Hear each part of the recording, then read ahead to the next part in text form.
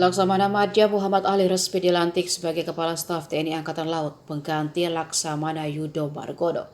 Pangko Gapilhan 1 sebelum terpilih menjadi Kepala Staf Angkatan Laut itu berdasarkan laporan terakhirnya pada 31 Maret 2022 ke Komisi Pemberantasan Korupsi memiliki harta kekayaan senilai total 7,2 miliar rupiah. Harta kekayaan yang dilaporkan terdiri dari tanah dan bangunan, alat transportasi, harta bergerak lainnya, serta kas dan setara kas. Ali mempunyai tanah dan bangunan di Bekasi dengan estimasi nilai 1,7 miliar rupiah. Status tanah dan bangunan ini merupakan milik sendiri. Selanjutnya, Ali juga memiliki alat transportasi berupa 2 unit mobil yakni Toyota minibus tahun 2011 senilai 150 juta serta mobil Kia Picanto minibus tahun 2012 senilai 75 juta rupiah.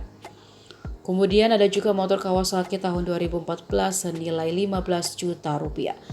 Kepala Staf Angkatan Laut terpilih ini juga tercatat memiliki harta bergerak lainnya sebesar 720 juta rupiah. Serta kas dan setara kas sejumlah 4 miliar 516 juta rupiah.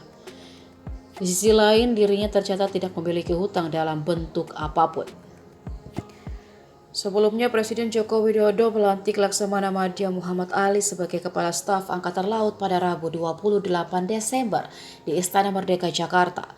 Hal itu berdasarkan keputusan Presiden Republik Indonesia nomor 100 TNI tahun 2022 tentang pemberhentian dan pengangkatan Kepala Staf Angkatan Laut.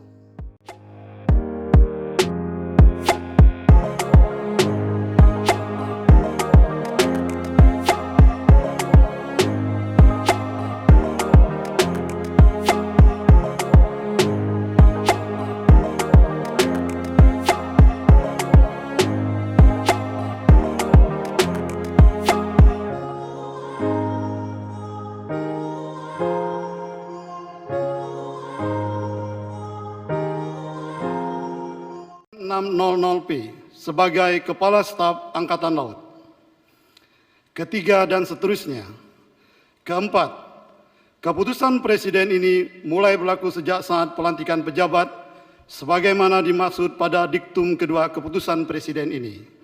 Ditetapkan di Jakarta pada tanggal 28 Desember 2022. Presiden Republik Indonesia Joko Widodo.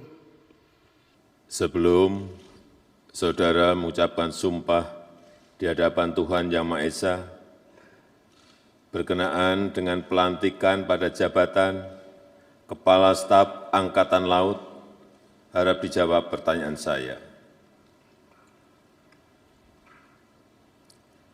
Saudara Laksamana Madya TNI Muhammad Ali, SEMM, MTR, Opsla. Apakah saudara beragama Islam? Islam. Apakah saudara bersedia saya ambil sumpah menurut agama Islam? Bersedia. Harap saudara mengikuti dan mengulangi kata-kata saya. Demi Allah, saya bersumpah. Demi Allah, saya bersumpah. Bahwa saya akan setia kepada Negara Kesatuan Republik Indonesia yang berdasarkan Pancasila dan Undang-Undang Dasar Negara Republik Indonesia tahun 1945 serta akan menjalankan segala peraturan perundang-undangan dengan seluruh-seluruhnya demi dharma bakti saya kepada bangsa dan negara, bahwa saya dalam menjalankan tugas jabatan akan menjunjung tinggi etika jabatan,